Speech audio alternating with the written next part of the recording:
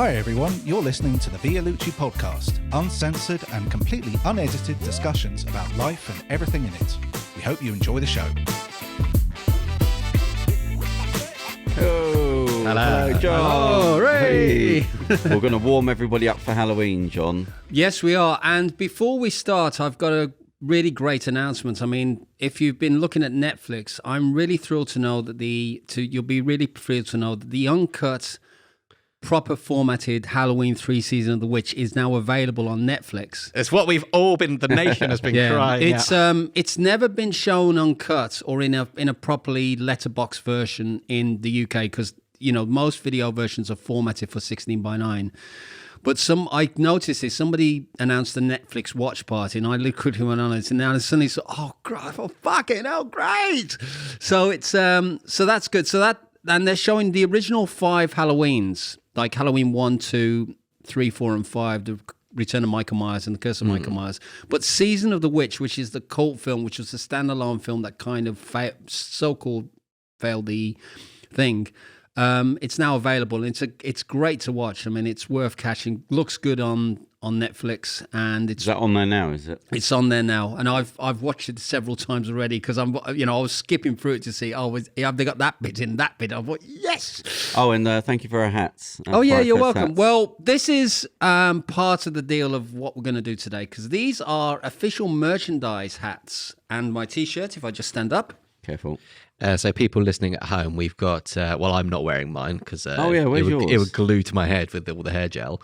But it's for a film, I'm assuming we're going to find out, called The Realtors. It's called The Retaliators. Oh, right. The Realtors is the spin-off. So this is actually one of the films that was in the 2021 live Frightfest. And today we are going to be talking about Frightfest. So what is the Frightfest? Yeah, I was going to say, for the uninitiated. Yeah. Okay, so how do I explain Frightfest? Well, it's a film festival, but it's also a community and a family. And it's one of those rare occasions where you are actually in the same place as the filmmakers. You can actually talk to the filmmakers between the films. So it's not just the normal QA. They come out, go off. No, they are... It's sort of grown in stature. I mean, it's been, it's 21 years this year. And there are people who will probably listen to this who will know it. And it's lots of burgers and restaurants and drinking. Where is it? It's held in Leicester Square. So it started in 2000 at the Prince Charles Cinema. And back then it was a very niche, cult festival, which was actually started up by Paul McAvoy, Alan Jones, Ian Rattray, and Greg Day. And it was designed as their feeling was that they hadn't been a proper genre film festival, like horror film festival in the UK. And they started this. I mean, Alan Jones, who is a legend of journalism, Paul McAvoy ran the cinema store in Upper St. Martin's Lane. Ian Rattray is a distributor. Greg Day is a PR person who now basically orchestrates all the press stuff. So it's almost like they're all from all kind of facets of the industry all together. But it's become, through sheer word of mouth and awareness, it's become one of the tentpole festivals of the world. I mean, next to like Toronto, Sundance, the London Film Festival, it has so many great movies now. I mean, for example, I'm just looking on, just a reminder, in 2000 when it started, you had films like Pitch Black and Ed Gein, which was with Steve Ralisbach. There was Audition, Takashi Miike's thing, which when I first saw that, I mean, he said it's a slow burner, but stick to it to the end. And to be honest with you, I almost threw up. It's the end of it. The last 20 minutes is it sort of alternates between reality. What did you think of the Hereditary film? Because every time I see it, I hear someone say, like somebody the other day said they hated it. They said it was rubbish. I wouldn't say I hated it. It's kind of. I thought it was a good film. They were making a punt for the Oscars. I reckon that woman. It was good, not great. I thought. Well, I think a lot of these movies, I think now there's a lot more intelligence and, the Frightfest fans are actually some of the smartest and brightest people in the world. I mean, if you hear the conversations between the films, you'll understand it. And they don't hold back, they let people know what you think. And Ian and Alan and Paul, for example, they sort of say, "Oh, did you like this?" And sometimes the conversations do get quite animated, and it's okay to disagree. You know, you're going there because you pay for a weekend pass, which is about £175, for example, and you pay for the seat, and you pay for the experience, and you pay for meeting your friends, but in terms of it, you are taking a chance. Like anything, you can't predict what the films are going to be. Where are they being held now, then? It's the films now held at these festivals now held at the Cineworld IMAX. Not the. They still they Charles have Theatre. been. Well, the Prince Charles has become the Discovery screen. So how it works is you have two main screens. You have the Cineworld, the main Arrow screen, and you have the Impact screen, which are the two big screens, which is the old Empire. And then there is a cult group of films, which are not necessarily the big ones, but they're the movies that specialist fans want to go and see, Right. which people become aware of. So there's a variety of things, and they have they actually have a Frightfest podcast. They have like Q&As. They have different things, but it's been some of the films that have emerged out over the last 20 years. For example, the Texas Chainsaw Massacre 2 made its premiere, UK theatrical premiere at Frightfest in 2001 because it had never. It was the original then. The sequel with 1986, because that film never made it to UK shores originally because it was not given a certificate, and it was, for one reason or another. And actually, the distributor Canon was falling apart at the time, so they never really wanted to get ahead with it. They would, so the story goes, they were trying to get the right version, make a cut down version, but it just sort of fell by the wayside. Right, so what we're going to look at today then? So we're going to look in part at some of the picks from. I'm going to tell you a bit about some of the picks of the past Fright Fest, but I'm also going to tell you about this year's festival. So it's up to you. Do you want to talk about this year's festival? Do the past first. Okay, so just looking at the choice of the films that came over the last thing. So in 2000, for example, we had Pitch Black and Ed Gein, which is based on the story of Ed Gein, the mass murderer who inspired Texas Chainsaw Massacre and Psycho, and he actually turned up in person, and he was really good. What, Ed Gein? No, not Ed Gein. Steve Rallisback. Now, Steve Rallisback was in the 1980 cult classic The Stuntman with Peter O'Toole, and he also was in Life Force. Yeah, he played the main astronaut who sort of got it off with Matilda May, the vampire. Don't think I know that one. Toby Hooper film. It was one of the most expensive films shot in the UK. I haven't seen Patrick it. Stewart was in it, and Peter Firth. Really great. I don't think I've... Yeah, I and it's based on a novel by Colin Wilson called The Space Vampires. In 2001, there was the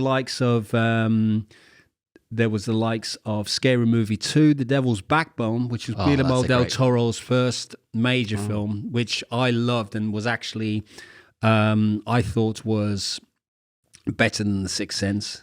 So they have Scary Movie 2 there.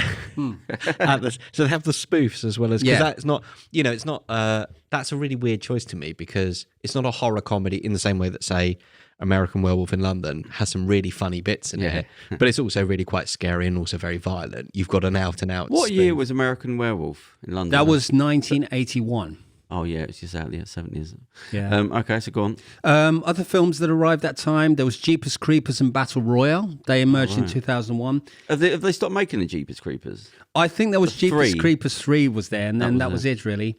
In 2002, this was quite an interesting one because they had Donnie Darko, 1 Hour Photo, Resident Evil promo with Paul W.S. Anderson and Jeremy Bolt. They had Dark Water. They had The Happiness of the Katakuris, which was Takashi Miike's weird movie, which is just worth watching. You're never quite sure what that movie is.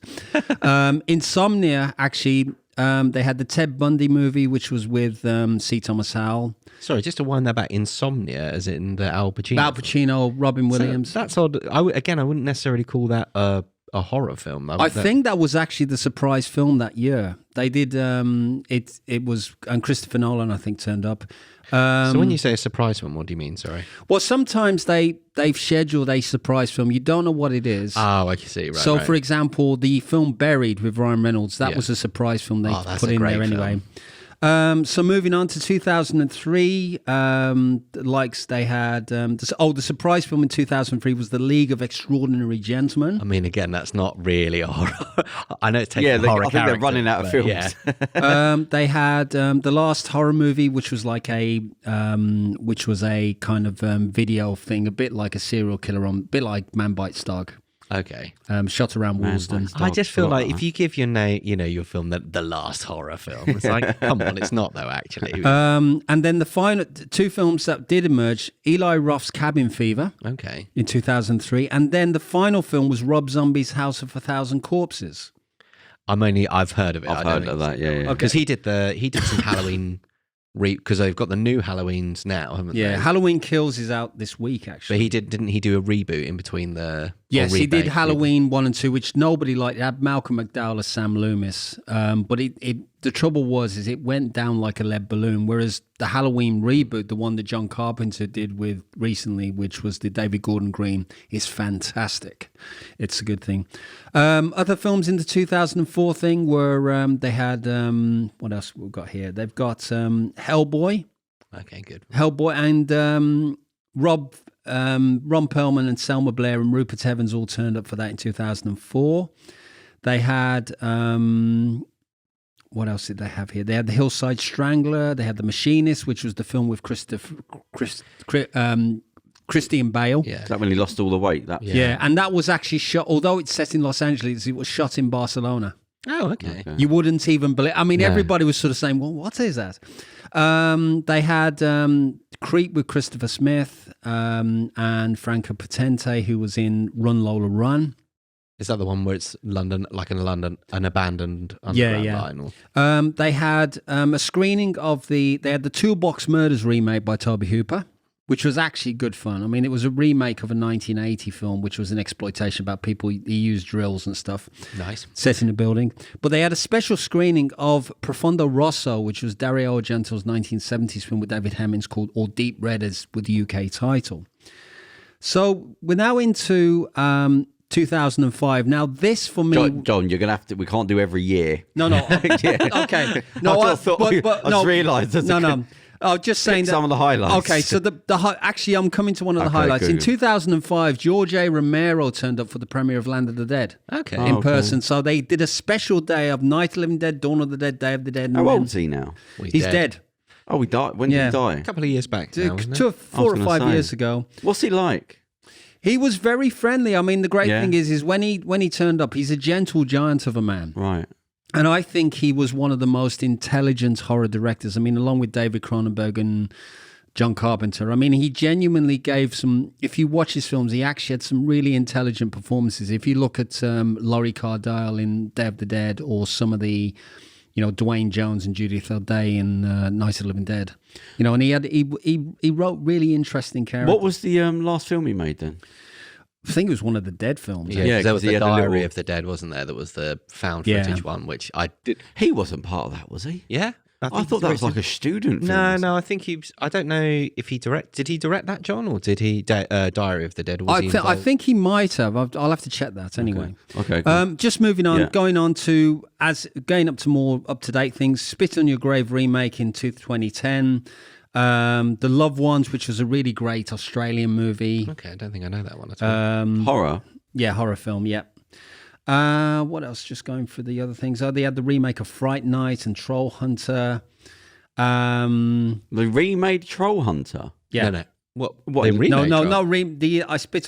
remake of Fright Night. Yeah. Oh, okay. Which had Colin Farrell, which was pretty good. But there's been films like Tucker and Dale versus Evil, which is my favourite of all the films, which just is just sheer bonkers, but it actually had the greatest thing. So I could go on. I mean, you can. What did the director for that film? What else had he done? I think that was his first film. Yeah, but it was just. So has he gone on to do anything else? I don't know. I mean, I'll have to. What check. year was that? Do you reckon? Tucker and Dale versus Evil. Let me just go. Let me just double check. It's quite an original film, wasn't it? That film. It is actually for me. It was actually the funniest. It was just genuinely the funniest thing. When was it out? You Google Tucker and Dale, see what year the film. Because it must have been a while ago now. Yeah, it was a while back. I'm just sort of going through it because I know. Oh, it was 2011. Oh, was it a cinema release? No, it was. They did have a screening at Frightfest, but then I think it had like a limited cinema release and then went to video, so it's cool. Okay. One of the other picks of the film was a film called Trick or Treat, which is one of the best Halloween anthologies. It had Brian Cox and Anna Paquin in. Very short, but actually... You're talking about the 80s. There wasn't a remake. No, Trick or Treat is a different movie. It's a modern day one. It was one of the and they showed it in a rare big screening on the old Empire. What year was that though? Let me just see. 'Cause I remember seeing Trick or Treat when I was younger. No, this was a different film anyway. I'm just trying to remember. Probably something where you can. That's such a common phrase. You can. Oh, it might have been a variation of it. Yeah. When was it? Trick or Treat. Because they do quite rock music. Something. Yeah, but anthologies is quite a common thing in horror, isn't it? I think you get that. You used to get that with the old. Completely drawing a blank. I can see the image now. Tales from the Crypt. Oh yeah, Creep Show and all that. Yeah, all those stuff. kind of. Yeah. Well, this was actually a bit like that. Okay. So, I mean, I could go on, but we're not going to. Okay. Anyway, so we're going to go on to the films that sort of form the festival this year. At the festival, sorry, can I just ask, is it just screenings or is there kind of like a market? Is there any selling going on? Is there anything like that? There's actually, in the cinema, Arrow Video did special, there's a special table dedicated to Arrow merchandise, so you can buy all their stuff. And who are Arrow? Arrow are basically the Arrow. They do a lot of the updated, remastered cult horror films. So everything from Dress to Kill to The Fury, to all the Lucio Fulci films like House by the Cemetery, The Beyond and City of the Living Dead, which I would advise, if anybody gets them, watch them in their original Italian with English subtitles. Don't watch the English dub version because people often laugh at them. But if you watch House by the Cemetery, they actually turn into really interesting. So the dubbing kind of makes there's a book stall. There are T-shirt stalls. You can actually buy T-shirts like this Frightfest. They've got Frightfest posters, and then of course you have the free program. This is the program. And they allow at the back of it, not this one's, but they actually allow the. There used to be spaces for autographs if you wanted to. Oh, really? Let's have a look at that. Yeah, so probably can't in COVID. Can they do stop for autographs? So, well, before we move on to the films, the whole community is just great because you sort of arrive on the Thursday, and you normally meet up at one of the key venues like the Phoenix or the Imperial. Or the Phoenix Artists Club is one of the places on Charing Cross. You go downstairs. And I've got a mate called Ben Slive who comes in from Faversham, and we meet for the Strand Palace, and then he stays at the Strand Palace like a lot of people do during the festival, and then we go up to the Imperial and have a few beers. Beer is the currency. If you ever turn up and you're with me, by all means, come and buy me a beer. I'll be happy. Oh, so that's the currency for you, not for Frightfest. No, that's. And that's when is it? It's because it was early. It was a few months ago. It's the late August bank holiday. Why have they not made it it just a weekend? Sorry, because it's the August. So it's from Thursday to Monday, the August bank holiday, the late August. Once a year. Okay. But there are also festivals in Glasgow. Oh. And there is a Halloween edition which is coming up soon, which is in 2 or 3 weeks' time. Which I always assumed it was Halloween. Then. Yeah. But it's a 2-day event, so they have that. So how it works is you turn up and you will sort of grab your seats. Now, one of the other rituals that used to go on was the sleepy queue. I don't like the sound of this. Yeah, but that sounds like a horror film itself. Okay, so so the sleepy queue, when interactive horror. When the old Odeon West End was open, we used to bed down for about 17 hours outside the Odeon. We get our chairs and our sleeping bags. And we just sit there overnight because everybody wanted to grab their passes at 11 o'clock. It was normally the final Saturday in June. And we used to sit there and you'd sort of keep everybody company. And it became like a ritual. So people would bring their food, they'd bring their vodka and stuff like that. So from about 6 o'clock on the Friday, maybe before, until about 5 o'clock in the morning on the Saturday, we'd all stay by the Odeon West End. Then everybody would keep their place. And this is for people who aren't familiar, so this is the big Odeon where you normally have the big premiere. So the Odeon, it's no longer there. It was knocked down, but there's a new Odeon Lux. It's called the Londoner. There's a hotel called the Londoner where the Odeon West End used to be. So what we'd do is we'd sit there and you'd just sit there for doing nothing. And then at 5 o'clock on the Saturday, you go down to the Empire and bed down out there. And then you'd sit there and wait until the cinema opened. You get your passes. Now, for a sheer word of mouth, it got longer and longer and longer, and you're all going through it. And then they'd also give us as a reward for getting your tickets, they'd give us a free screening at the Prince Charles for a film. But of course, by that time, you're too knackered anyway. I was going to say. And then you go home and then you sort of recover, but you'd have the passes. What film is that from? I'm showing you a picture. That is from the. If you just is that film? That's from the good makeup. Sadness. So it was. It was. We're looking at, again, for our listeners, it's fantastic. We're looking at a gentleman holding an axe. I'd say he's covered in blood. But it's another of these COVID themed. There's a lot of things going on and stuff. So the film festival this year opened with a film called Demonic, directed by Neil Blomkamp, which was the guy who directed District 9. So it's kind of like one of those mind vision films like Dreamscape and Brainstorm, which was Douglas Trumbull's film, where you go inside the mind of people. It's a bit like, Total Recall, that kind of thing. Okay. And whilst it has an interesting idea at the heart of it, it doesn't explore the actual relationship between it's a mother and daughter story. And the science fiction actually, I think, sometimes does get in the way. It doesn't quite pull off as the way it What's the sort of overall premise? Okay, so they're part of an experiment. A woman, it says it, they unleash some demons are uttered at the end. Some demons are unleashed as the result of this rift between a mother and daughter, and then they have to go into the minds of the two people, and then it becomes a bit the line between reality and terror happens. But it wasn't really. Sometimes stuff like this gets a bit complex. You have to be very mindful of it. It's a bit like Total Recall when Arnold Schwarzenegger's going through. He goes, "That's the best mindfuck yet." So, in a way, it was a very strange concoction. So it never quite hit the thing. But it this is what happens. The movie kind of, this is what this was like the start off point for the festival. So there's a lot of people talking about it. Did it work? Was it a good choice? You just take it as it goes. How does it sort of? I mean, sorry, I know I keep interrupting just because I've never been. So how does it work in terms of the opening? Do they have like this is the big gala screening, the opening night film? It starts the opening night. Normally, somebody comes on stage and announces. So the 4 principal organisers will stand up on stage, welcome everybody.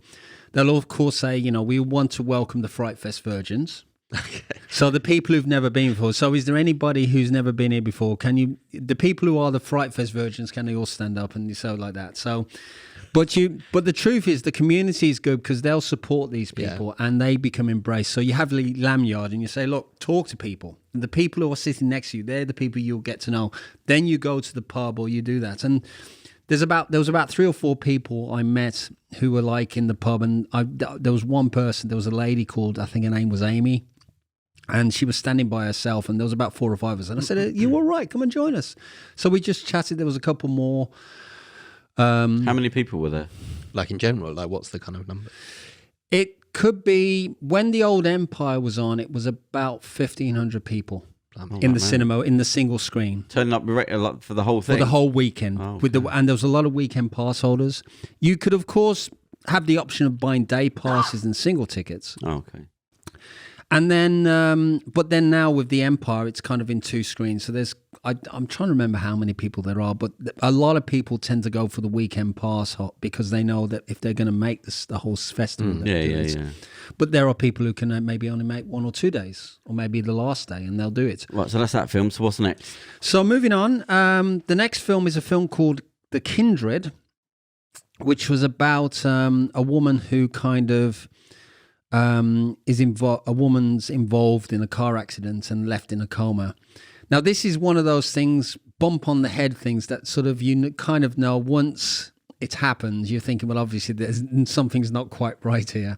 But it actually works pretty well. You just have to keep going with it, and there's a few twists at the end, and it's about mental health and stuff like that. It's directed by Jamie Patterson, and his real life wife, April Pearson, who I had the pleasure of meeting at the, in the Phoenix. She was really good anyway. And, she gives a really great performance, but it deals with, and it's got Samantha Bond, who was Moneypenny for a while. Yeah. Patrick Bergen, who was in Sleeping with the Enemy. Gosh, that's a and blossom, also was in the alternate Robin Hood around the same time with Costner's. But it's a psychological thriller. You kind of know where it's going, but it's a very competently made film, and a British film that, and sometimes it's very rare to find a British film that has that kind of power. How many of these were British? Quite a few, actually. Oh, really? There's Okay. a few. But my pick of the final first day was by a guy called Pierce Berozheimer, and it's a film called Crabs. Oh, God. Right. And basically, it's a creature feature comedy about these rampant alien-like crabs. Yeah. Basically, it's small town America. All of a sudden these crabs appear and start ripping people apart. Fantastic. Off a meteorite, was it? It's something like that. Yeah, they Usually the thing. So there's Lands in a farm. There's like nuclear runoff. Now, what was interesting, I had the pleasure of meeting Pierce Berozheimer after the thing, and he was in town with his mom, and he was one of the few American talents who made it because COVID restrictions. He told me that he actually shot it in the same place they shot Roger Corman's Humanoids from the Deep, which was released in the UK in 1980 as Monster. It had Doug McClure. You remember those 1970s things? I remember good old Doug McClure. Yeah. But it was actually done on a double bill with When a Stranger Calls, the Fred Walton cult classic with Carol Kane and Charles Durning. But the crabs are wonderful. It was shot for I think about 250,000, so he told me. But he's looking to do a sequel. Were these sort of, sorry if I missed this, were these animatronics or were they CG? Or? They were, you wouldn't believe it, they were actually radio-controlled cars disguised as crabs. That is genius. That is but great. it was but they worked really well. It was one, it's, that's the great thing about the low budget horror is that this is the one that's appealing to me the most. This one is great absolutely, and also as well, the climax of the film, actually, it turns into more like Godzilla. Okay. Bloody hell. Honestly, They're it's covering like quite a lot of it's like to be honest with you, if you can imagine, when you look at Godzilla versus Kong and all the money they've spent on that, watch this movie and you'll think that's actually going back to the classic Japanese Toho Godzilla. There's a wonderful climax to the film, which I just thought, it was just a really great. It was just really an interesting thing anyway. So I that was my pick. Okay, so that was day one. Day two. I mean, I'm just sort of, my eyes are drawn to this. I saw that picture. There's, So a baby. this was fertilizer on a golf course, causing people to So what's this? What's the name? Brain freeze. So this is the Canadian film. So the picture is of a baby with it's a baby demon eyes. who's zombified. So, oh my God. So it starts with, there's a fertilizer that basically turns people into mutants, and it's kind of a bit like Dawn of the Dead, stuff like that. But I just wish there had been more golf. But I think the idea of a thing, you kind of expect. I thought, well, look, if it's a golf course, I mean, it'd be cool anyway. But it had a lot of really interesting. It was quite riveting. It had that kind of joyful, dark cheerfulness. There's something about horror, isn't there, that it's always got that element of the elevator pitch of like, it's so simple. It's just big meteorite land. Yeah. We're not bothered about the bullshit of like, and then let's spend hours doing this. It's meteorite lands. One person goes over to have a look. Yeah, cracks open. and off we go. And even with Alien, even though it takes a long time for anything to kind of, for Pandemonium to kind of, it is simply, we find aliens. We do the classic, instead of switching on the light, we look in the into forest. it's all that kind of. I love that about horror but films. what they also share is their variations on the haunted house. They're a single location, people, and then you add a bit of blood, and away you go. Well, I mean, Crabs is basically, that just sounds like Night of the Living Dead or Critters or any of those kind of films. Go back to the 80s. But that's the thing, is that was the thing we bought into. You sort of, I mean, I didn't know much about it, but I thought, this is absolutely it's just silly, Yeah. but it's silly in a good way. And the great thing is when I was speaking to Pierce afterwards, it was great because we kind of tapped into it, and I enjoyed it for that reason. And again, this was the great thing, finding out about how much it was. This bit of trivia about it being shot in the same place as a Corman film. The fact that he made it. I mean, the great thing is he made it with vigor and energy, a bit like Sam Raimi with The Evil Dead, John Carpenter, George A. Romero, Toby Hooper. He hasn't gone Hollywood yet. He's still looking. He'll just do maybe like Evil Dead do a better version of it. And I can't wait. And I think it was actually one of the picks of the shows anyway. Right, so what's next? So the next film on day 2 is a thing called The Show, which was, I'm trying to remember because it's kind of hazy what it was, but it was kind of a set in Northampton, but you kind of had a mixture. Set in Northampton, England? Yes. Oh, okay.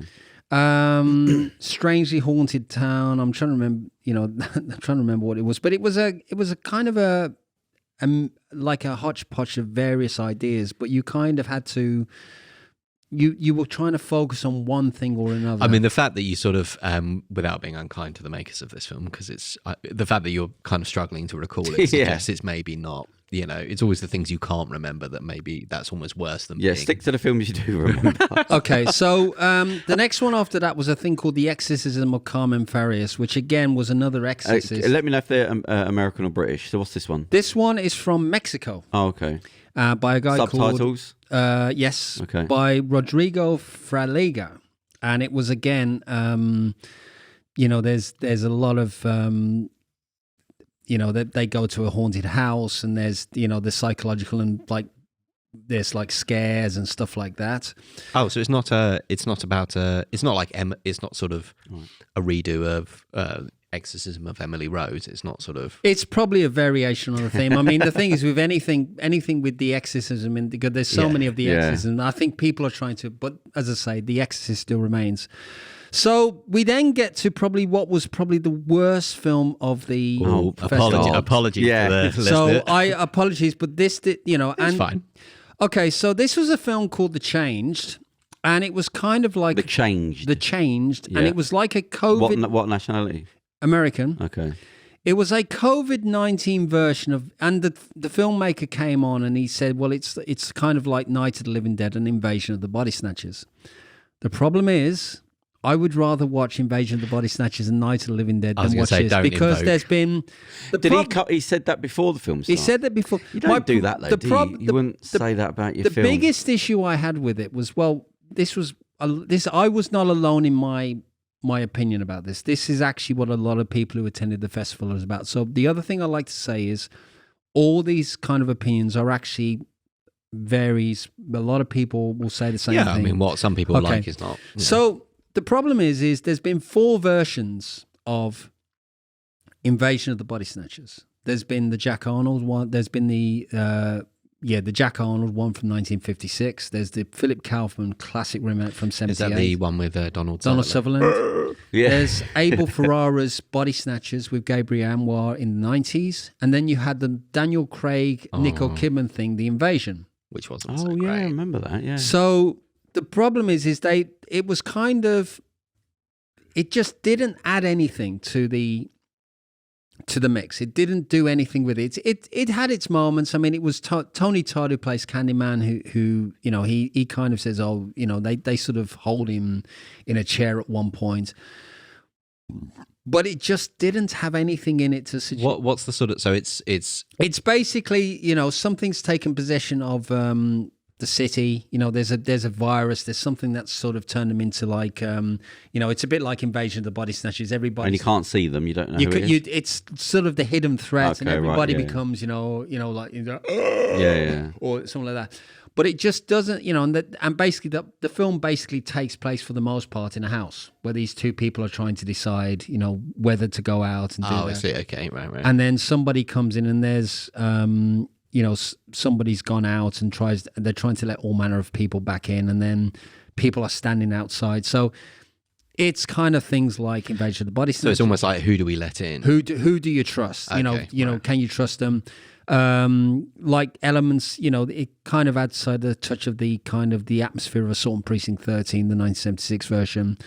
but it never quite hit the mark. And But it wasn't a remake, was it? It was just a variation. So he shouldn't have said he set it up badly. But he said it was sort of influenced by. I would say it was more influenced by Invasion of the Body Snatchers and Night of the Living I Dead. just I think think you're he helped setting yourself himself. up Yeah. for a fall there. I think because that is such an So go iconic. on, what's next?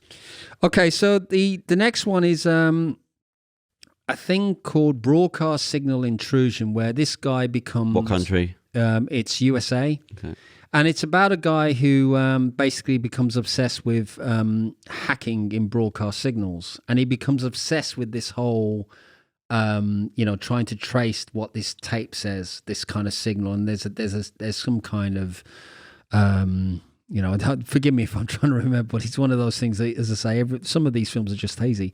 But it was kind of like an obsession about finding some vision and meaning in an image. Okay. A bit like The Ring and stuff like that. Right, pick films you remember that you like. Okay, well, the next I don't one. offend Well, any of these okay, so directors. the next one, in fact, was one of my picks, which is Okay. a thing called Coming Home in the Dark. What country? New Zealand. Okay. And so what it was about this family are driving through the beautiful New Zealand landscape, and they encounter a couple of psychos who basically sort of a Normal bit to like start funny with. games, bit like funny games. You can kind of Okay. do that.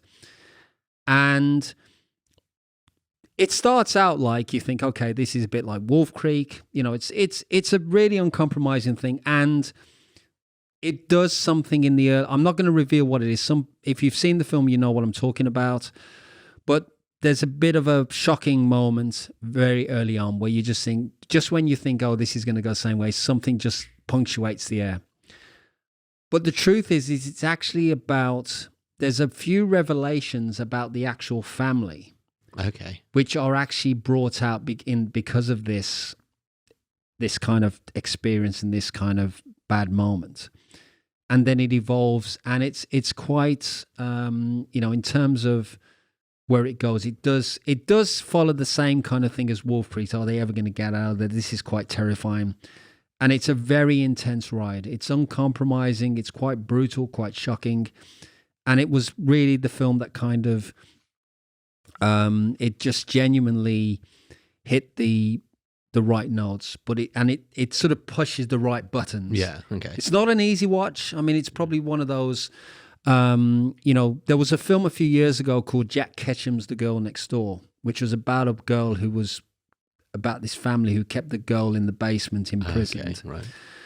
Now, this was shown on a Sunday, and you kind of, I just remember after the film ended, everybody was so shocked because normally Frightfest audiences have quite strong stomachs. So we all emerged into the Really? sunshine, and we were just like, did that really happen? A bit shell shocked by it. Bit all. shell shocked. This has that kind of feeling. It's just one of those movies that kind of does have you kind of, it has familiar elements, but it also takes it in a different direction. But it's not just gory; it's well made. It's very competently directed. Okay. I mean, the director James Ashcroft, I think it won't be long before he's called to Hollywood, Right, and yeah. he will probably end up doing something like, if he can pink one of the tentpole franchises, he might end up doing a Venom or or he might even go like to things like maybe one of the upcoming Phase 2 or the Phase 3, whatever the Marvel thing is. So what was the name of that film? It's called Coming Home in the Dark. New Zealand. That's okay. What's the next one? Name and country. Okay, so the next one is German, and it's a okay. film called Dawn Breaks Behind the Eyes. Now, this was quite an interesting one because it starts out like a woman, they go into a haunted castle. Okay. But then it turns into a, should I sort of reveal what the revelation is? But it sort of turns into something totally different in terms of style. So you're sort of wondering. Go on, you gotta take it as a little thing. So right? it turns into actually, what it turns out is they're actually filming this man and woman in a hot castle. She's inherited the castle. And it actually is, they're actually filming the castle. It's actually a sequence. Okay. And then it turns into something else. And again, it had an interesting idea at the heart of it, but it was, again, I just felt the idea of them being in this castle and the fact that the filmmakers were in this castle and that, maybe that was the story. But very stylish, Very interesting idea. Doesn't quite pull off, but I thought it worked well. Visually, it looks okay. The next film is a bit like, taps into like these movies like The Witch. What's the name? It's called The Last Thing Mary Saw. It's an American film. What's it called? The Last Thing Mary Saw. Okay. If you ever saw The Witch and some of these pagan, these. Is it set similar sort of time? Yeah, or? 1843, set in upstate New York. Somebody's there's a very religious folk who are kind of very strict, and there's a woman who kind of has to confess to things and stuff like that. Has quite a harrowing table sequence late on, which is quite difficult to watch. But aside from that, that's it anyway. But I'm going to talk about one of my favorites again, another favorite. It's a film called Sweeter You Won't Believe It, set in Kazakhstan. And this is kind of like Carry On Deliverance. Okay. It's an absolute, this to me was an humorous. It's basically, it's about a bunch of guys. It's kind of a bit like is it a comedy? It's a horror comedy. Okay. But it's actually, it's kind of a bit like The Hangover. It's absolutely, we all kind of, when you have a movie like a horror film that actually set in Kazakhstan and it delivers the goods tenfold, you have like a one-eyed psychopath who just literally is determined to cut everybody up. Nice. You have some very funny, if you can imagine like a stage play, like these, kind of screwball, there's a touch of the screwball comedy. And it's about three flawed heroes who just literally, they're a bit like The Hangover. They're just like flawed heroes, but damn well they somehow find the strength to sort of. So it's when you say The Hangover, so it's not that they wake up and they don't know what the fuck just happened. No, but it's got three characters who are just like idiots. Okay, right. So it's that kind of thing, but it's just one of those that you kind of. It's the perfect Frightfest movie. It just literally goes into all kinds of really silly things. And is it funny? It's just very funny, but also it's the fact that, like classic physical gore. And that somebody's got an axe and they're going to sort of use the axe and you're just thinking, and then somebody sort of chops a head off and stuff like that. It's kind of like Tucker and Dale versus Evil. There's really silly moments and a bit like Brain Dead, maybe something like that. Yeah, if you kind of like Brain Dead, you'll love that. That's it's just cheerful silliness. But again, you have to look past the gore. You have to be in the right frame of mind. If you're a horror fan, if you're not really a horror fan, you'll probably think this is sick, this is stuff like that. But this is a horror thing like that.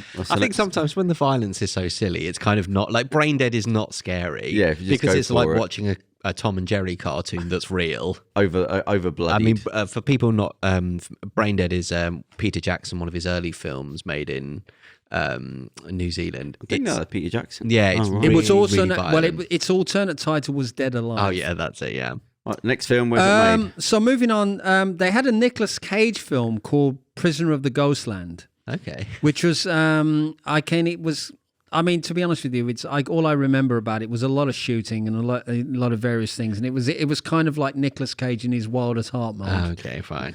But the next one, my next choice was a film called The Maid, which was directed by Lee Thongkam, and this was actually American. No, it's Thailand. Okay. So a beautiful maid. There's a maid who takes up residence in a house where the soul of a long deceased maid has happened, and she sort of turns up in various modes and starts doing it, and starts doing all manner of really shitty supernatural things. But then the story sort of emerges again, a bit like Coming Home in the Dark. There's a bit of a revelation about it, and then it becomes a revenge thing. So if you think Audition, those kind of movies, it's a Far Eastern horror film, and damn well it's going to be 10 times more extreme. There's going to be a girl with very long black hair looking through, screaming, looking through. Yeah. So of course, another of the choices was this really, you get often an offbeat movie that kind of, there's a left field movie that doesn't seem like a Frightfest film, but actually just is perfect for thing. And it was a film called King Knight, Richard Bates Jr. Now, this was actually What country is this? It's America. Okay. So this was actually about a coven of misfit witches. So if you can imagine, so again, it's a bit like Sorry, say again. Oh, King Knight. King Sorry, Knight. Yeah. So it was kind of like it was a little bit like it's got the kind of quirkiness of things like Heathers and what else could we pick up? Jawbreaker, something like that. Probably Jawbreaker, Donnie Darko. It's Beetlejuice. It's kind of the sort of thing Tim Burton might have done when he started, like a real offbeat movie, but it's more humorous than anything. And you're just going into it. You think, well, and then you emerge from it and you're thinking, this actually is so quirky, and it's got likable witches and it's got likable characters. So it's that kind of cult. It's got that kind of potential as a cult film that really works, and it was one of the favourites of the festival. Is there a sort of in terms of favourites? Is there things like is there judging? Is there like awards? This there is. Is. I think there's a Screen International Award for the festival. I think they do a special award which is given to one particular filmmaker. So people like Duncan Jones, David Bowie's son. I think he did one for.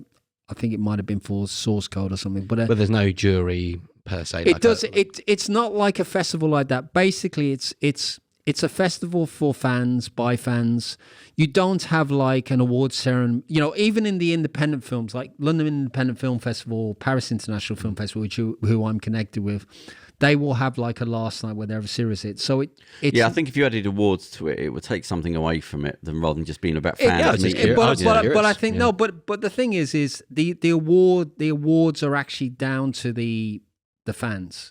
Yeah, I mean, it's quite common to get an audience award, isn't there? At a lot of festivals do. But a lot of people are. But the great thing is the festival is about the film, so that when the last film's over, there's no kind of final. What you do is you go off to the Phoenix and you spend the whole rest of the 3 hours, getting drunk, and you'll have a few beers, and then you'll hang out with a few beers, John. Well, I would say a lot of beers. So the next one was. The next one was actually a film called Sound of Violence. Now, this was actually not dissimilar to films like Blowout. This is America, and Alex Noy, and it's actually about a woman who basically sort of gets off on sound, when we say get off, as in she's aroused by sound. She gets stimulated because she's had a traumatic experience with her family when she was younger. She then becomes obsessed with. So if you think of things like Misery and Blowout, she becomes a bit psychotic and starts to sort of do things, and she sort of records sounds of things. So it's a variation of things like Brian De Palma's Blowout, where he records the sounds of a murder being committed. But in this, does she find that the thing that really does it for her is sounds of violence? So it's sounds of violence, which is hence the title. So it's sort of it's almost Peeping Tom, but with sound. Yeah, perhaps. Yeah, so it's kind of. The next film after that was a South African movie called Gaia, which was again it's more about. I'm trying to remember what it was. There's a lot of they kind of had these. Somebody got kidnapped. It's a bit like Psychos in the Woods type thing. Okay. Very interesting locations, but again, you kind of know where it was at the time anyway. But it's a very strange one. But that said, I think the filmmaker, he can always benefit from other ones anyway. Do pretty well. So just give us some of your favourites rather than the list. Okay, so The Retaliators, which is that's what we're. Okay, so this was a guy who this was about a guy. Where's this? This was an American film. Okay. So it's about a guy who so the plot is this: there's a pastor who sort of preaches the book. Yeah. And then his daughter goes out on a road trip, and she stops by at a gas station, and there's a killer. Okay. Who basically pursues her, and she sort of dies she tries to escape, but she dies, and then basically the pastor sort of becomes anything but a pastor as he pursues the person, and then goes on a revenge, against. So he's not turning the other cheek against the advice. It's like an eye for an eye. It's the coward. It's kind of coward of the county. That kind of thing. But it does have it really does. Again, it delivers the goods. It's a really competent film, but there's there's like violence and shootouts and stuff like that. So that was the next one anyway. What else was there? There was there was Slapface, which was Just like the title. this was a bit like Which country? This was American. This was about a brother and son who were basically playing a really vicious game, like a physical game. Wasn't there a? It was called Happy Slapping. If you remember Happy Slapping, this is but wasn't there a comedy about that? Like there was something called like Slap Bet or something. I feel like there'd been a comedy a couple of years back. Anyway, they choose a subject for a film to make. Well, yeah. Go on. So Anyway, what's the sorry. storyline of that? that's kind of it's kind of the actual it's about two brothers who lose their mother in an accident, and they kind of resort to this game, which is like a physical game, and then it escalates into something more sinister and dark. Not very pleasant to watch, but it kind of taps into the mental health of children and stuff like that. What else have we got here? Just going through it. Slap. Another of the favourites was a film called The Advent Calendar. Now, if you remember The Ring, this is about an advent calendar that this disabled person gets a present of an advent calendar. And there are rules, if you have to make sure if you eat all the chocolates, you have to sort of follow the rules and stuff like that. And if you don't follow the rules, something happens and somebody will die. So if you eat, for example, what would it be like if you ate 3 chocolates instead of... Yeah. So it's kind of a case of they can't get rid of the antique thing, and then it sort of becomes, it sort of starts affecting the person around it. Very ingenious. I thought it was a really interesting variation on things like The Ring and The Omen, and where a MacGuffin has a deadly. Is that American, that film? That is French. That was actually the penultimate film, and then the final film of the year of the festival this year was The Sadness, which again is another like. Again, it's a bit like mutation and viruses and stuff. A bit like. Train to Busan, which was one of the acclaimed films. So where's this? This is set in Taiwan. Oh, is this the film with the axe? Yeah, that's the one with the axe. Okay, so who's he in it? He sort of turns up, and then he sort of becomes infected by the I think the eyes have it, and then there's pursuits, and people get shot, and there's a lot of bodily dismemberment and stuff. Theo's just showing that picture for the camera. Yeah. and then basically what happens is that they, at the end of the festival, they sort of everybody says thank you, and then we all go off to the Phoenix and we reflect on it, and everybody has their own favorite. So just to clarify, I would probably have to watch a lot of those movies again. Yeah. But what would you say is your favorite? The New Zealand one? That sounded quite good. I think probably that and Coming Home in the Dark.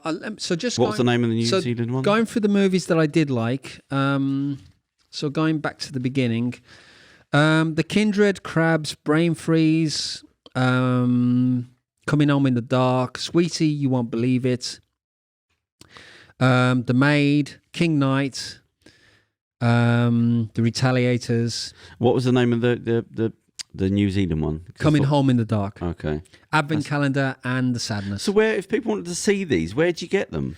They normally go off. Normally these are like premiere things, but they then appear on stream, and you just have to keep your eyes open. They it's not going to be like Amazon and Netflix. They might be on. Yeah? They might be on Amazon soon. Normally they'll be available on Apple Plus, so you just have to keep your eyes open for them. If you want to know more about the festival, you can go to Frightfest, www.frightfest.co.uk. And it's just, and again, they have things like, so, if you look at the program, for example, there's in here as well, there's a few other things to draw. There's like special, there's like special things talking about New Blood. They do a few interviews here and stuff.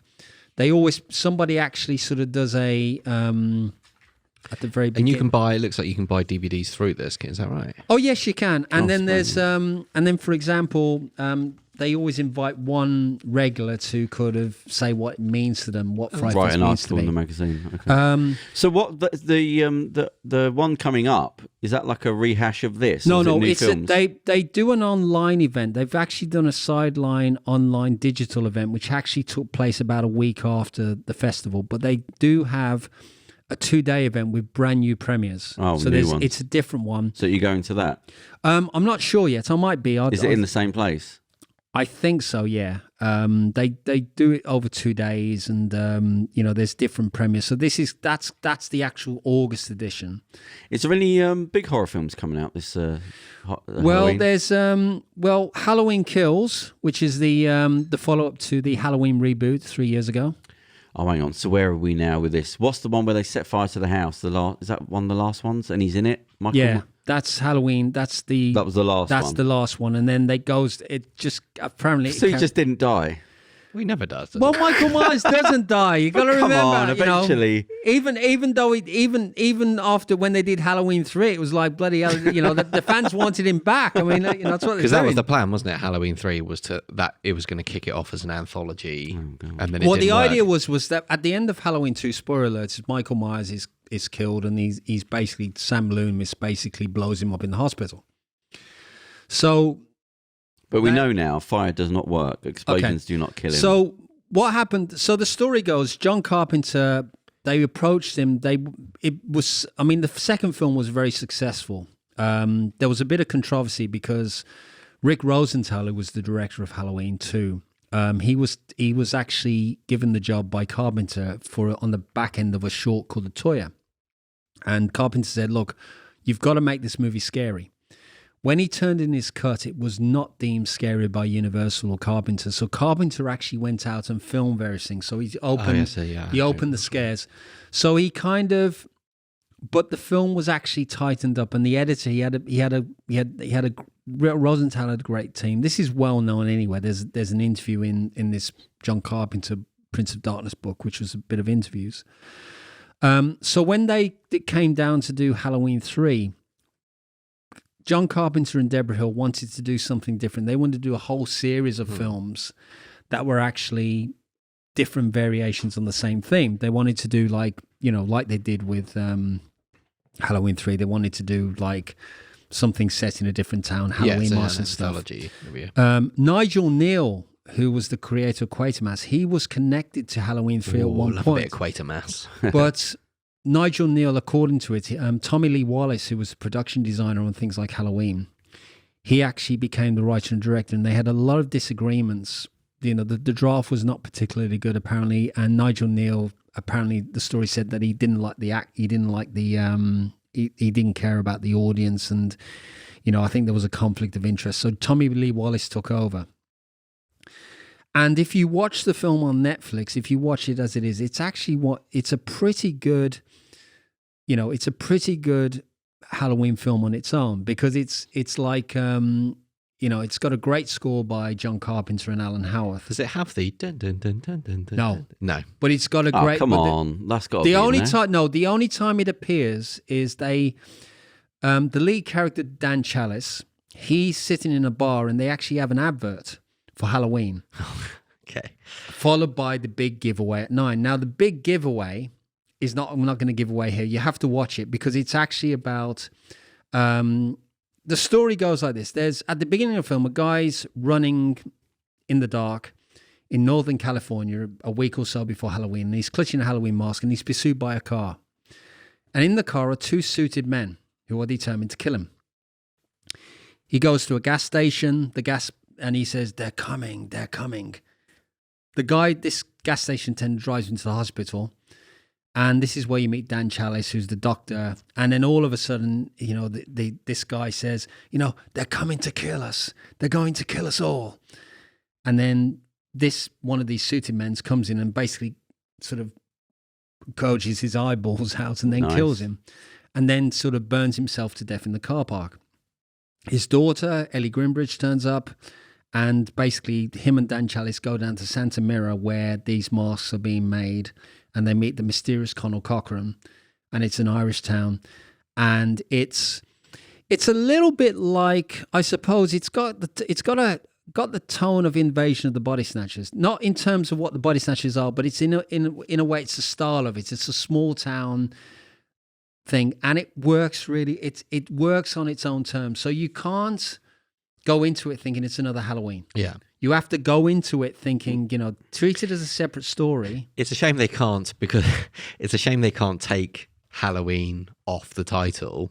But the problem is that then people, people will be, because there is a Halloween 4, 5, umpty billion of them. Then someone will be but then what happened was the film didn't do all that well. But then in 1988, basically Mustafa Akkad, who was the producer, he was one of the executive producers, who sadly died in a terrorist bomb in Israel. I think he died. He actually was, him and his daughter were killed. But his son Malik actually is responsible now for the Halloween franchise. Okay.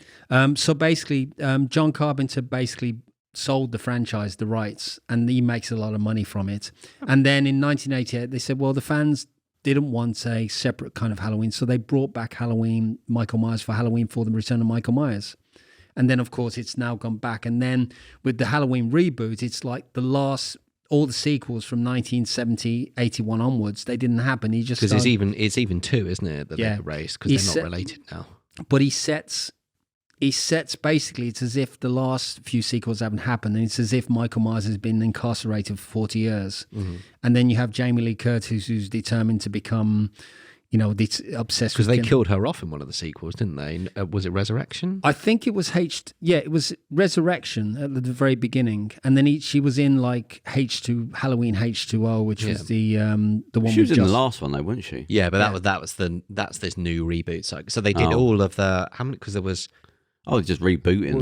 There was Halloween H2O. There was Halloween Resurrection. There was I'm trying to remember. It's difficult. So many, isn't it? Then they did the remakes with Rob Zombie, and then they've rebooted it back to Jamie Lee. But I the truth is, even though as I mentioned in the podcast that we did 2 years ago, that Halloween is my all-time favorite horror film. I'm not. There's so many, and they're all different directors. Yeah, there's a few. I mean, so this film's just been sort of passed around like a whore. But that does like a Bangkok wasn't necessarily. You have a go at it. You have a go at it. I guess it's let it go. Let it die do that gracefully. No, but it's on life support. These films, the reboot was I can't speak here. The reboot was well received. Sorry, really? That's challenging my speech. I thought it would be laughable. Because it kind of because what it was about these.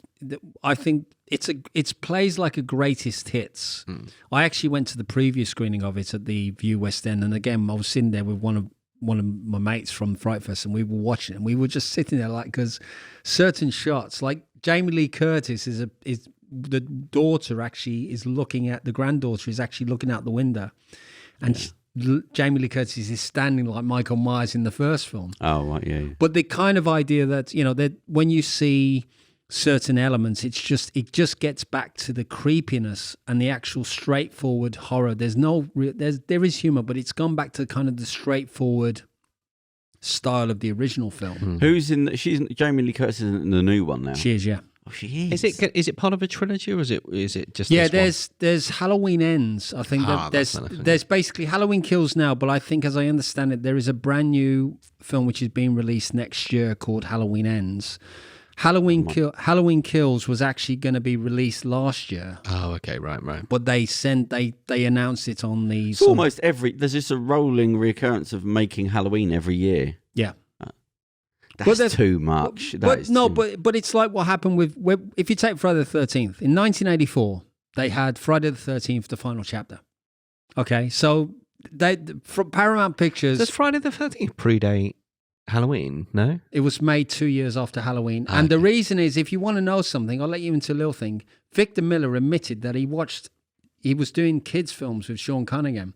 He actually admitted that he was told to watch Halloween to get an idea of what to write for Friday the 13th. Yeah, because he didn't know how to write a horror film. So, if you get a chance, read the Peter M. Brack book, Crystal Lake Memories. It's it's the definitive chronicle of the Friday the 13th series. It's got great interviews. It's got interviews with Kevin Bacon and all the principals. So in 1984, What's Kevin Bacon got to do with it? He was in the first one. He was the one who got an arrow through the I neck. can't even remember it. Was long it really? long before he did EE and stuff. Well, they even referenced that in the EE, in one of the EE. So EE, the phone company, they had he's the kind of spokesperson. For it. Sort of plays himself. Yeah. But there's one of the series of the adverts. They had all his actors. It was the idea they all lived in this house, so they had him from Apollo 13 in his Aston, and there was one where he had a mullet and he had an arrow pointing through his neck. It was really silly. So the story goes, they weren't going to do any more Friday the 13th after 1984 because Friday the 13th was announced as the final chapter, and Paramount said, "That's fine, we can deal with it. We've kind of done what we needed to with it. Let's make it the final chapter." So of course, shit happens. Yeah. And the film made more money. It opened to the biggest opening weekend take. It eclipsed everything. And then they decided, fuck it, we'll do another one each year. So they then made Friday the 13th a new beginning.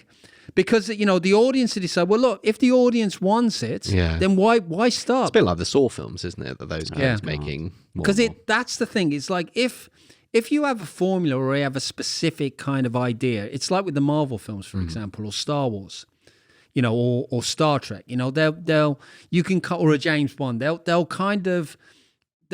say, well, okay, we know that this is a reliable thing to have, a reliable brand. So, No Time to Die, for example, is just, there was a lot of speculation of, well, is it going to make its money back as the most expensive? It's already going to make within a week of release, even before going to America, it's already made half its budget back.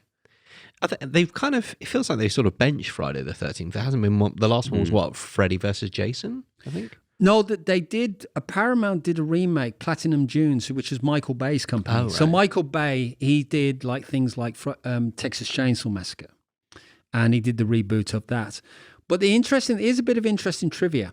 The original Friday the 13th from 1980 has never been screened on terrestrial television. Has it not? Really?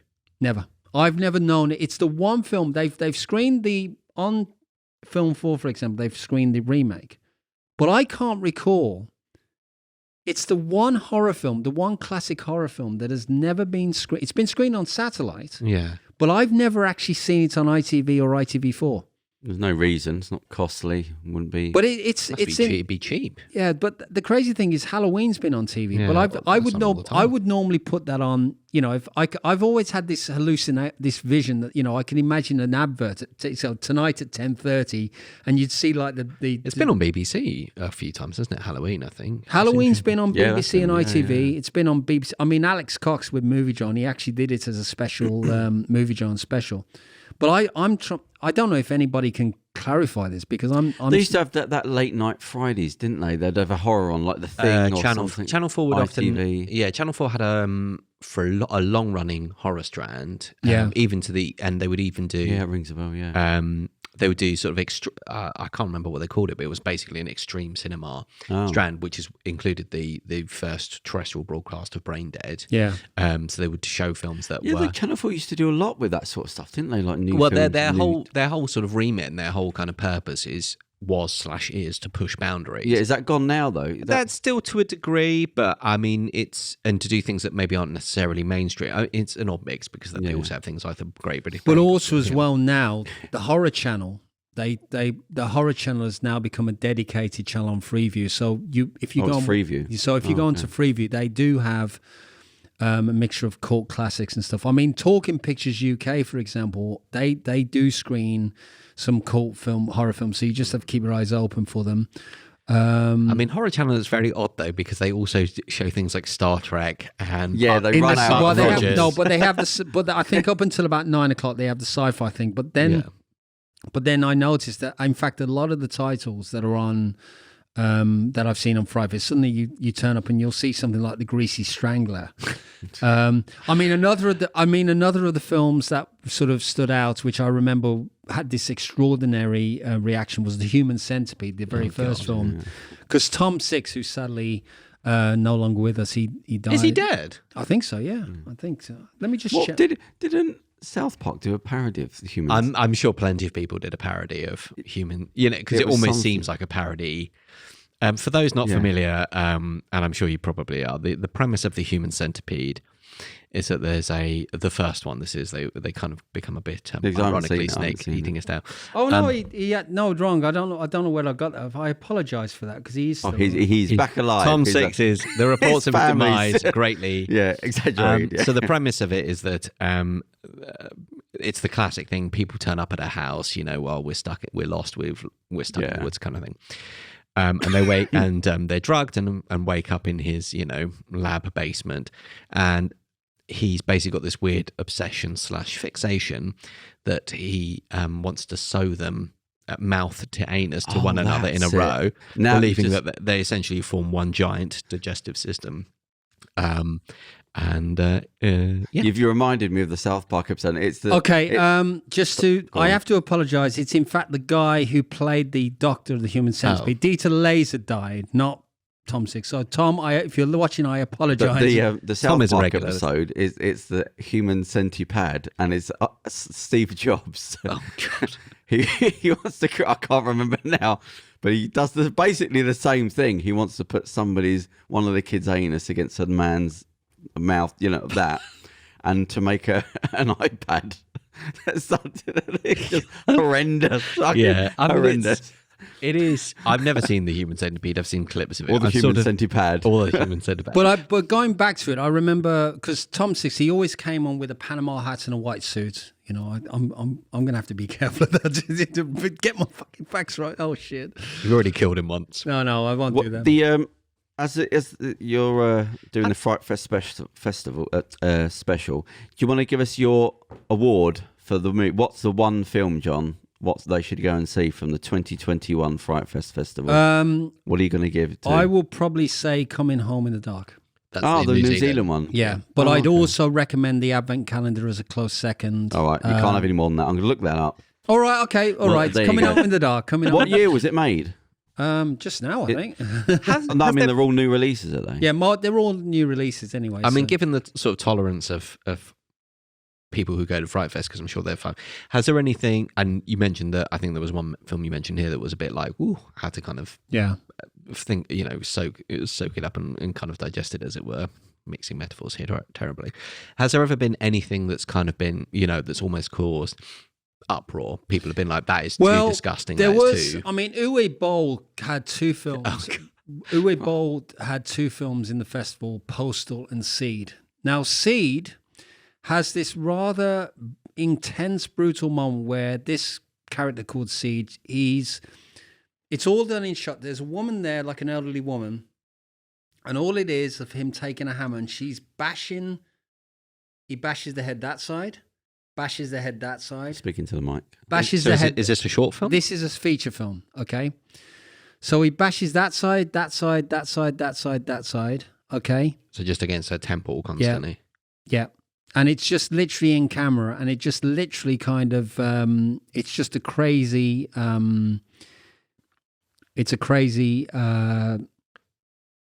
it's just a crazy sequence, but it's done in camera.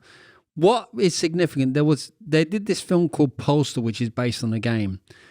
What people remember is there was, after the festival, it was at the Odeon West End, and they had a Q&A with the director. And this guy just got up. Remember, it's a horror festival, and he actually sort of literally berated Uwe Boll and said, how can you make this rather offensive film like that? It was so angry. There is one other incident that is... But what was the anger? Just the violence? It was just anger against the violence. Oh. But...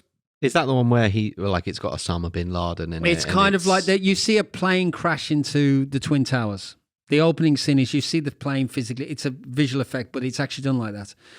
But one of the most famous moments was a Giallo film called Tulpa. Now, this film had just been completed about 3 or 4 days before. Okay. Well. And we sort of watched it. And the reaction wasn't exactly great, but we all kind of, everybody was like, there was a bit of cringe making because when a film emerges, you think, well, maybe they'll test it out, maybe do it a bit more. And the reaction was kind of, maybe a little more negative about it. But the truth was, it was like a, it was one of those things where you can't predict. Films, sometimes there are moments where a film doesn't quite work. I think if they've gone back to it, they might have re-edited it now. What was it particularly about it? Just that it was so. It was a mix of the dialogue and the structure. There's one piece of dialogue that actually brings guffaws to people when they speak about it. And even me and my friends at Frightfest, we're all laughing about it now. And somebody says, well, in the line was that horrible thing. That was a line. It was like it's referred. But when you see the film, you're thinking it's kind of crazy. But going back to it, it's to say, but this is the power of the festival itself. With things like the Human Centipede.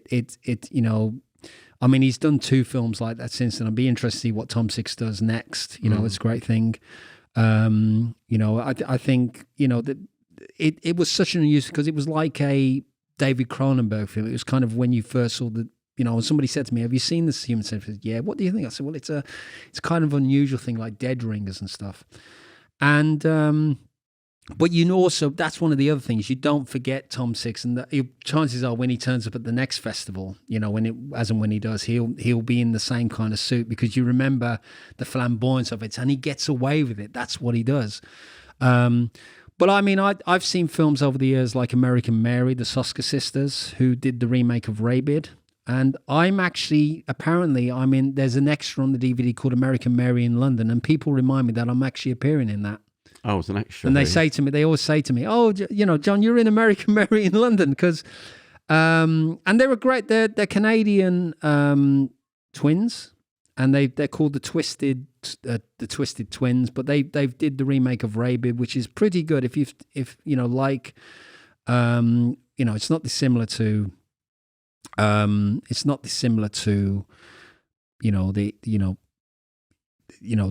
it's different in a way, but it's sort of the same kind of tone as the original film, because it's about body, like plastic surgery and stuff, but they take it in a different direction. Okay. And they're cool. So, any other Hollywood films coming out in the cinema? What, horror? Yeah, horror. I haven't seen anything. We've had Candyman been and gone. I actually saw Candyman, which I thought was okay. I don't think compared to the Bernard Rose version, it's a lot more. I don't think it's kind of very much with the woke kind of thing. It's kind of done with because it's actually Jordan Peele. Peele is responsible. It still has Tony Todd, and sort of keeps to the faithfulness of the original. I mean, I saw it at the View West End and I remember, it sort of went through it, and I thought, and it's in the credits came, I thought, is that it? I was like, blimey. Oh, okay, one of those. Because maybe it was so enjoyable and gross. What have you been doing about your acting? You've started doing acting now. Yeah, well, interestingly enough, I'm actually going to be making an appearance in an upcoming horror film called Werewolf Central. Werewolf Central, which I shot last year. And I'm sort of not telling you what the role is, because you'll get it when you see it. Are you playing werewolf or are you playing Central? I'm playing a victim. I'm actually sort of, that's all I'll say about it. But what I'll say is, right, when you see it, you'll know it's me. When's it coming out then? Do you know when it's coming out? Well, I spoke with Anthony Hales, who's the director. I shot it in Farnham back last September when there was a window in the whole pandemic thing. So I went down there, shot it in one night, and he says, I mean, I spoke to him like recently, I think around Frightfest, and he said, well, actually, it's in the final editing stage, so probably in the next, maybe it's soon now anyway. He said October, so maybe it'll be around anyway. So, and they'll be able to check that on your social media pages and whatnot. Well, I'm waiting. I haven't confirmed anything. I mean, I've sort of been dropping it subtly. So it was originally Frostbite, but then he told me the title is Werewolf Central. So you'll just have to wait and see when that comes out. And is that your debut? Is it? It's my big screen debut, and I actually have a speaking scene with Emily Booth, who's the queen of British horror. She's like the screen queen of British horror. Lovely lady. She's I know her a little bit through Frightfest, because she actually does. She's done like presenting for the Horror Channel. So you might end up in the Frightfest yourself. up on the big screen. Yeah, no. I mean, it's you know, know. but the truth is I'm not really, you know, for me, you know, doing these podcasts and doing the reviews and just, you know, and then sort of sharing my passion for film is what it's all about. I mean, yeah. Well, there you go. So that was Fright Fest. So you're giving your award to Coming Home in the Dark for Fright Fest 2020. But by all Director means, James Ashcroft. Yeah. So just one final thing is that if you go onto frightfest.co.uk, you can book tickets for the Halloween edition. Do check out the fest. Check out the website. And so is that this year's ones? That's this year's. So I thought you said it was a 2-day thing. It's 5 days. No, Halloween is 2 days. Fright Fest is 5 days. Oh, this is from this August. This is the August okay, one. Right, okay. But if you check on the website, they'll be able to give you tickets and they'll tell you. They'll be able to reveal to it. There's a forum as well if you want to learn about it. And as I say, if there's anybody out there who's never been before, do come along.